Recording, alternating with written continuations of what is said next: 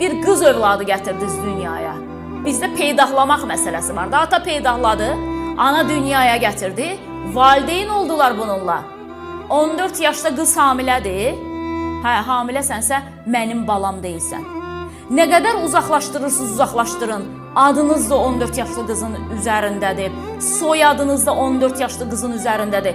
Siz qızınıza sahib çıxmayandan sonra hansısa bir gədə sizin övladınıza sahiblənəcəkmi, yox sahiblənməyəcək? Bugün əgər 14 yaşlı birisinə ardıcıl olaraq təcavüz olunursa, ona zorakılıq olunursa, onunla intim münasibətdə birisi olursa, bu ailənin tərbiyəsizliyidir. Kimsə məndən inciməsin, atanın, ananın çox böyük günahı var burada.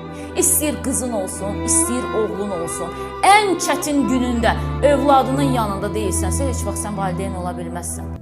Valideyn dediyin əslində o zaman valideyn olur ki, uşağı yıxılanda onun əlindən tutub qaldıra bilir.